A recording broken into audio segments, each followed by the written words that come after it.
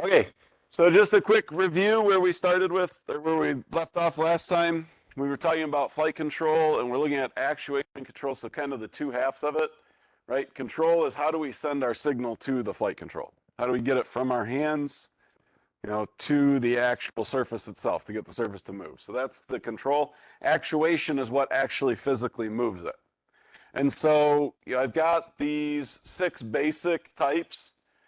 Fully mechanical, where both things are mechanical.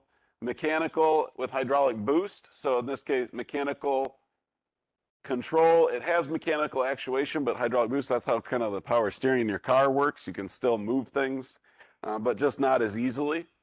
And then hydraulic actuation with mechanical control. Hydraulic actuation with electrical control. Electrical control is getting into our fly-by-wire systems.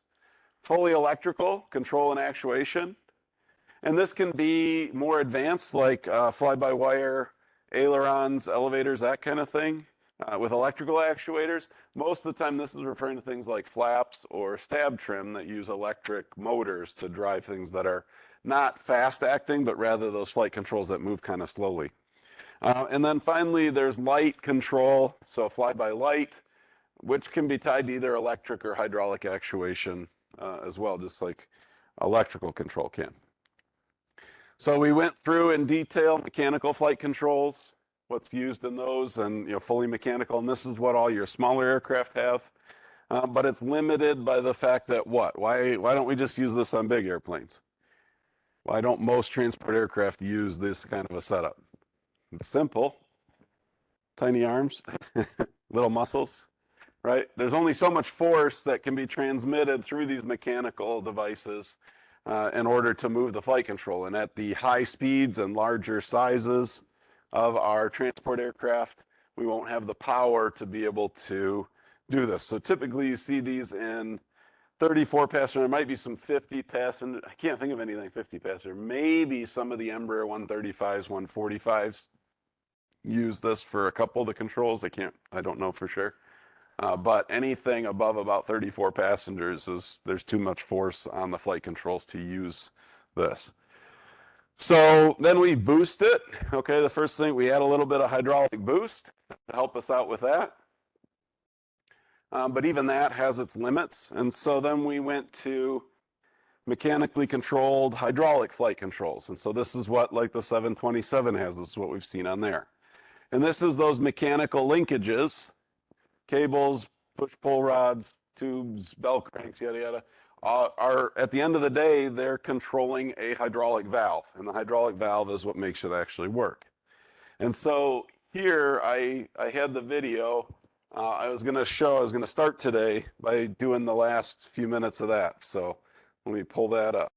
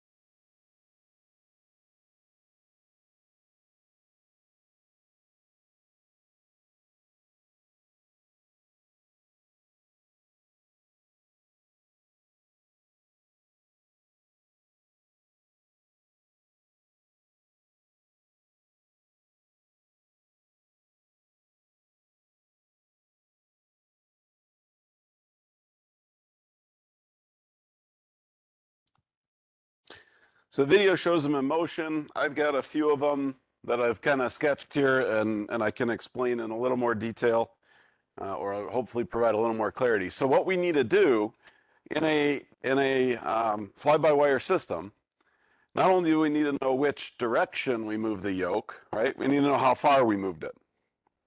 A little bit or a lot to roll.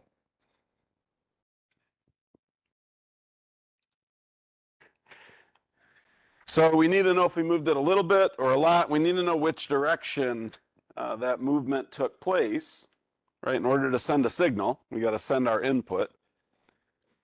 And then that's going to make the control move. That's going to be the control and actuation. And then there's going to be another one of these sensors on the flight control itself or on the PCU directly attached to it. That's going to then send that signal back that says, hey, I've moved it a matching amount. You know, the flight control has moved a matching amount in the proper direction. So when, say, our yoke or our stick is in the neutral position, or when the flight control is in the neutral position, typically the variable differential transformer or transducer is in the is in the null position, like I talked about in the video. So an iron core, you have a driven, what's called the driven coil or input coil, has an AC current, and right, that changing, because it's AC, it's a constantly changing current, creates a constantly forming and collapsing magnetic field. And effectively, that magnetic field then is going to interact with another pair of coils. And the way I have these, you can see, that's where it talked about they're wired in opposition, where, you know, one coil goes essentially, we'll say, from left to right, and then that's connected to another coil from right to left here. Okay, so when that current is induced, say our current is for the fraction of a second we're looking at when there's a field, right? Because AC 400 hertz, this is flopping back and forth 400 times a second. So this is during one portion of one cycle, right? One peak in the cycle. If we say our current's going to the right, it's going to induce a magnetic field. It's going to induce a magnetic field the same, you know, that magnetic field is going to induce a current flow in both these coils going the same direction, right? The positive side, you know, the right-hand rule points this way. You know, there's the north and the south, right? So the north and the south poles are aligned. So if we say this is the south and the north, we'll call it the negative and the positive. You can see they're the same. But by being wired it backwards, you know, when they're the same, the positive value here pointing to the right, the value pointing to the left is the same size. Those equal out. It's null. We essentially get zero kind of output on the output side. There's no current in the output side. Right? And our computer is going to look at EMF. It's going to look at the difference in current, or the difference in potential, across those two wires. It's going to look at the direction, the strength. And right now there is no direction because they cancel each other out and the strength is effectively zero. But if we slide that core to one side or the other, so now I've slid the core to the left, the iron core, which that magnetic field is passing through, that's going to create a stronger bond, a stronger electromagnetic, you know, interference or interface between that left output coil and the input coil versus the right output coil and the right input, the right output coil and the input coil, right? So you've got a bigger current or potential induced here than you do over here, right? And that arrow travels around and it's going to point that way. So now you can see we've got more force from this left coil than we have from the right coil. And that creates when you add those together, you get a more positive, in this case on the right, and a more negative on the left of a certain degree. Okay? If we move it even further over, so here, see it's still kind of in line with this one, we move it a little bit further over, that makes the force over here even stronger, the force here is even less, and so now our output signal is even bigger, pointed in that same direction.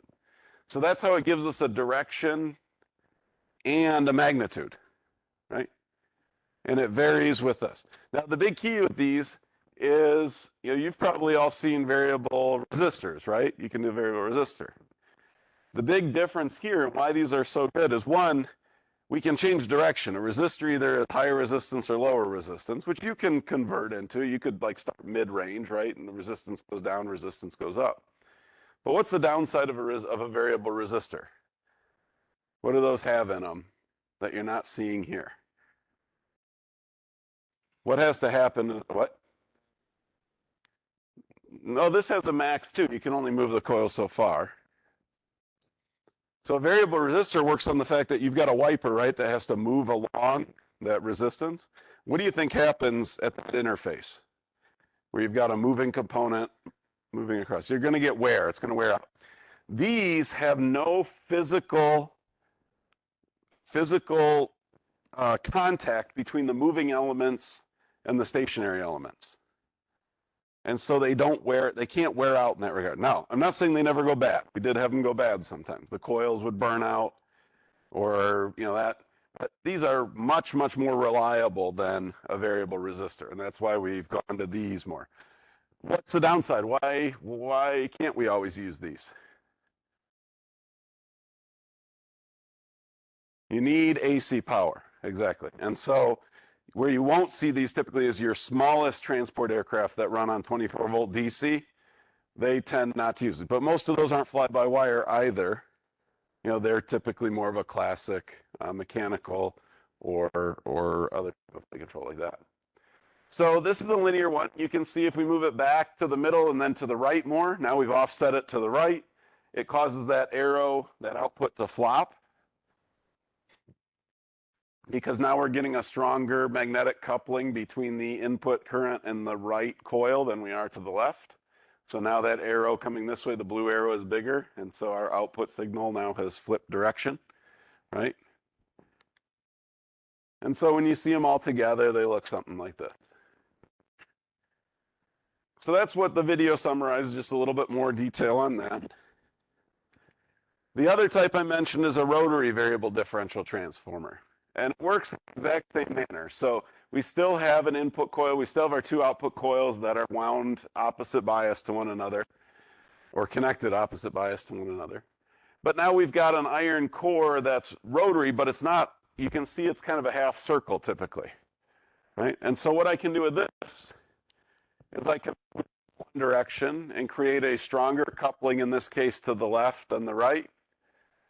And now you get a positive signal to the right. I can turn it even further to get an even stronger signal, right, in that direction.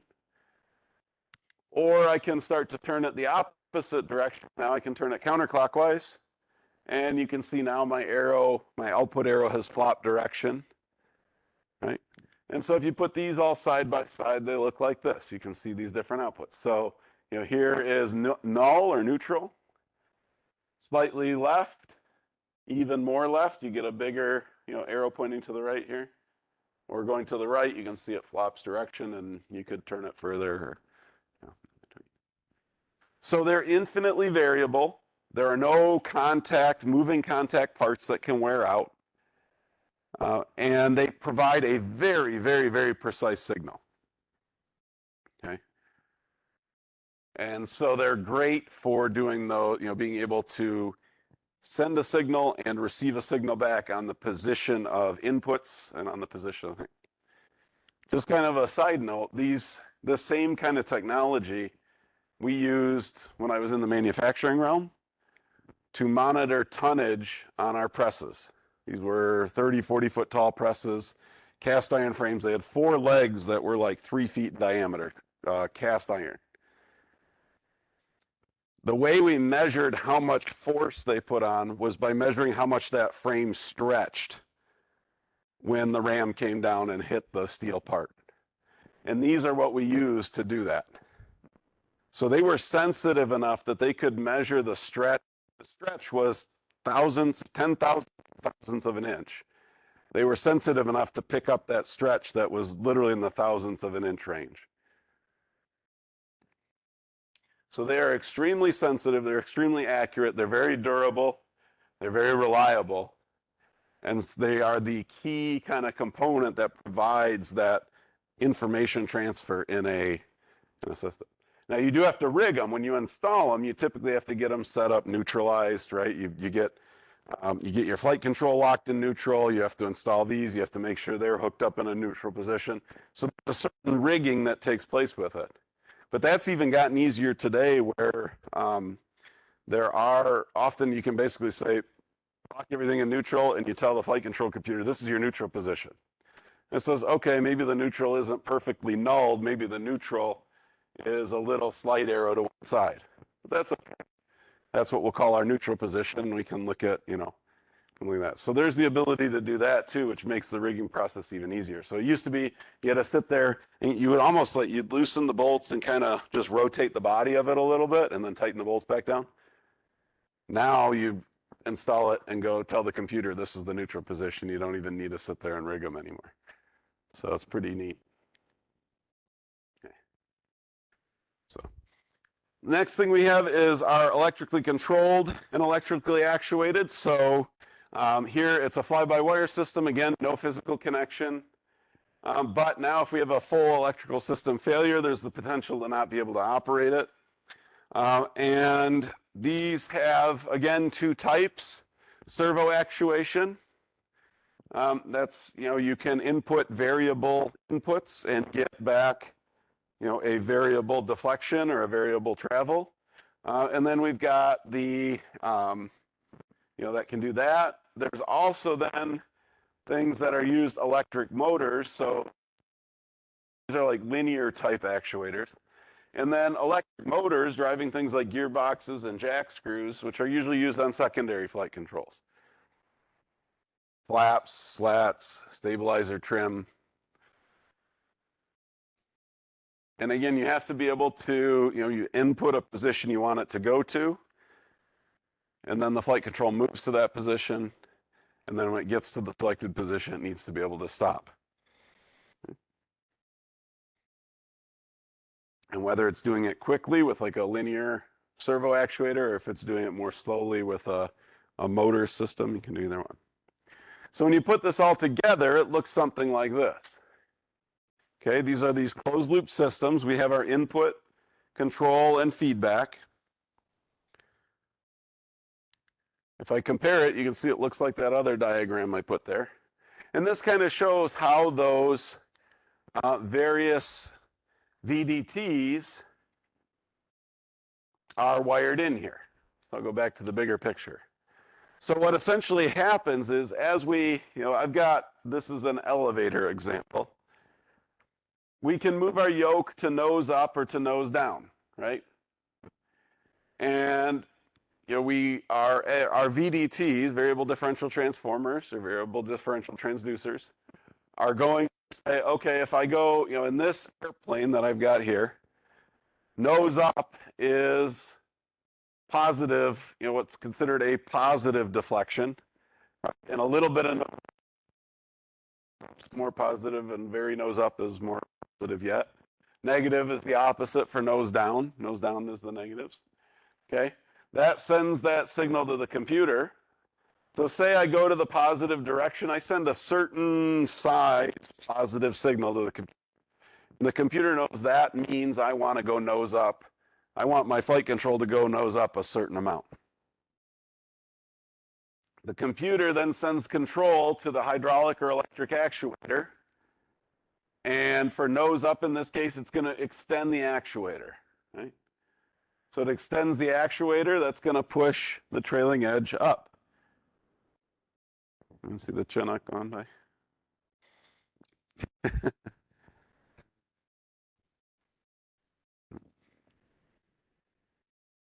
And so what's going to happen is now on this end, the nose up direction, right, was positive at the yoke.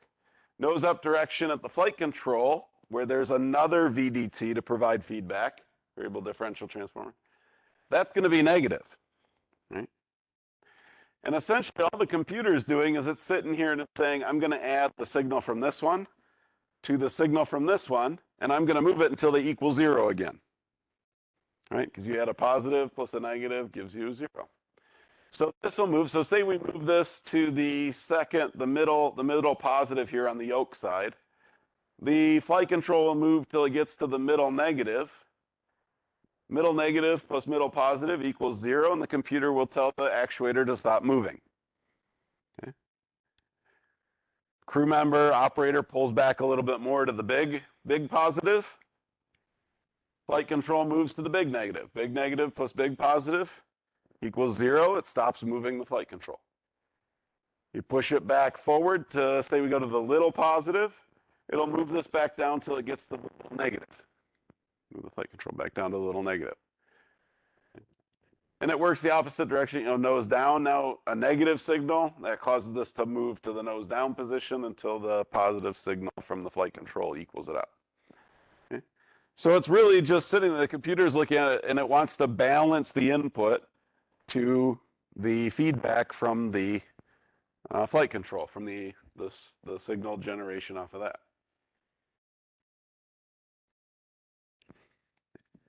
Again, that signal can also then be sent to ICAS or other indication to let the crew, if the crew wants to be able to see. Okay. While this is going on, though, that's the most simplistic approach to this, is go positive, go negative. We can add all kinds of other programming in this computer that can change the way that communication behaves. And we start to get something called flight control laws or modes. Okay? And this is the way that computer tries to balance out, or the way it looks at it. It can look at more than just our inputs and more than just the flight control. What else do you think those computers can look at? Oh, wait. I got a lot of them there. What else might the computers look at?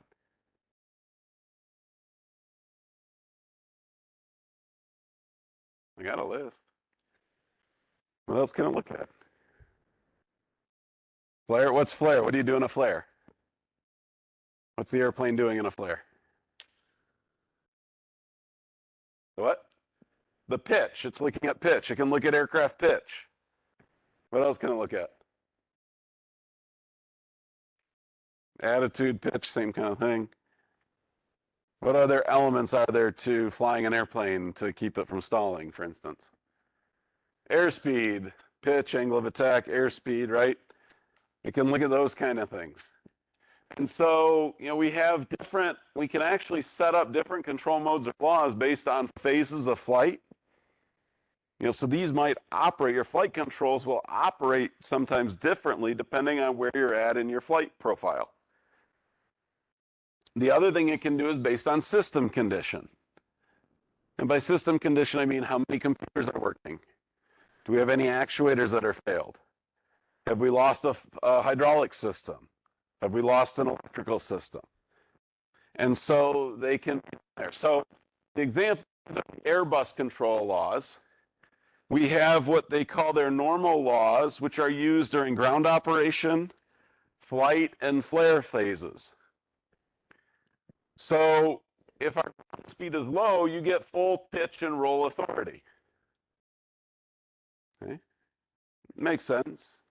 When the airspeed's low, you need to move the flight control a lot more to get the same amount of actual aircraft movement, right?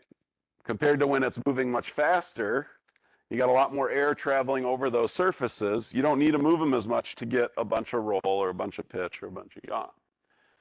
But what they do is flight pitch is G limited. Roll is direct control up to 33 degrees. So if you're moving this and the plane rolls anywhere from level to 33 degrees either direction, it's going to do exactly what you tell it to do. That's that positive, negative, balancing each other out. But once you get above 33 degrees, it says, whoa, whoa, whoa. You can't keep rolling that much. And it limits, it basically reduces the amount of authority you have once you get between 33 and 67 degrees. So you know what, you're going a little too fast here. Let's pump the brakes, slow it down. Okay, so it's almost like it gets kind of mushy between 33 and 67 degrees. You can go full over, it'll roll quick to 33 degrees, and then it's going to slow down how fast it's rolling to 67 degrees. That way you can't blow past 67 degrees. Right? and it will not allow the aircraft to roll past 67. So what you can do, if you take that, and the Airbus is side stick, you take that side stick, you hold it all the way to the right while you're flying, the airplane will roll quickly to 33 degrees. It'll continue to roll slowly to 67 degrees. When it hits 67 degrees, even if you're holding that control to the right, you're still telling it, I want to roll more. It's not going to continue to roll.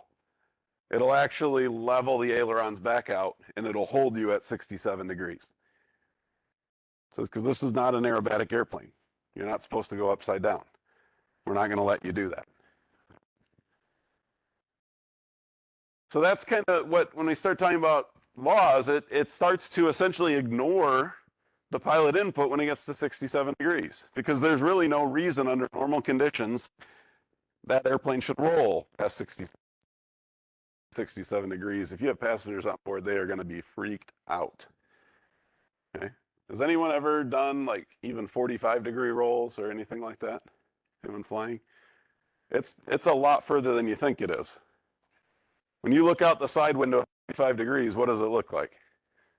It looks like you're looking straight down. You're not, but it sure as heck feels like it.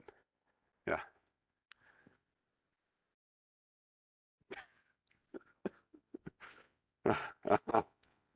I'm not saying it's not possible. We'll get into that in a minute, but that is a movie, so let's. And was it an Airbus or was it a Boeing? Boeing doesn't necessarily always use these. Was it fly-by-wire or not fly-by-wire? Boeing, the newer Boeings do have these same control laws. But remember, Airbus has had fly-by-wire going back to the A320s, which came out in the 1980s. Boeing didn't really start introducing fly-by-wire until, I want to say, the 777 was their first really fully fly-by-wire. I think the 67 had some, which was more 90s and later. They did it later. Okay. Other stuff though, flare. So pitch, okay, G limited, right? Here, that means you can't exceed a certain G limit. I can't remember how many Gs they allow you to pull. But when you get down below 100 feet above ground level, it allows you to have full authority. You can pitch that thing up until the nose is pointed straight at the sky. You'll stall, but it gives that to you. But it doesn't allow you to do that until you're within 100 feet of the ground. Okay? If you pull back in an Airbus, when you're up in the air flying, it's going to pitch up until you hit the max G load of the airframe. And then it's not going to allow you to continue to pitch up anymore. It's also going to take into account stall. It'll start to push the nose down if you're getting too aggressive with it. But once you get below 100 feet, that's based on the radio altimeter. You guys talked about those in avionics, rad alts.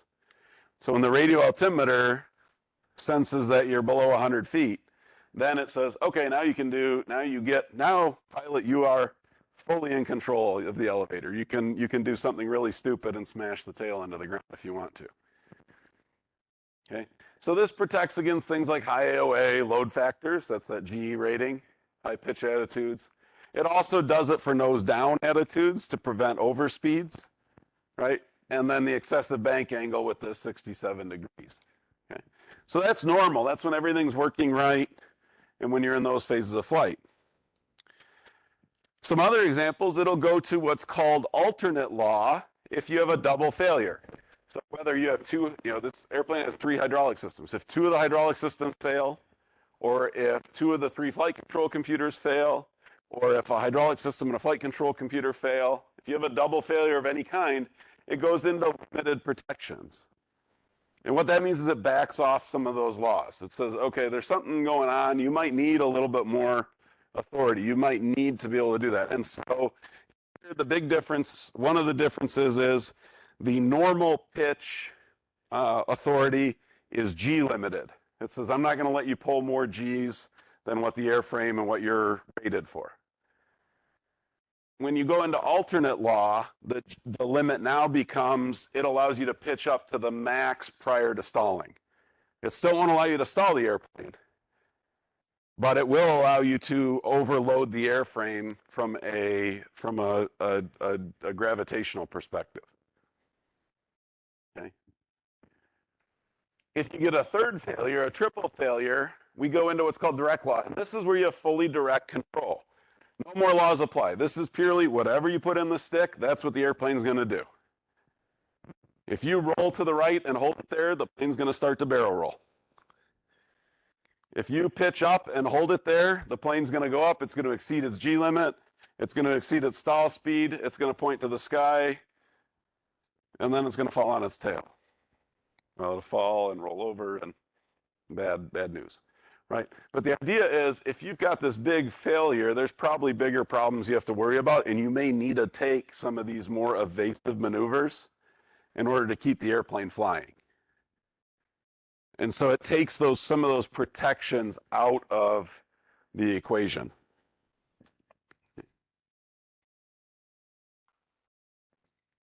The way it does this is it adds what's called a flight control module, which essentially is another input. It senses positions, and it can provide input. So it's kind of like a second input along with the cockpit controls.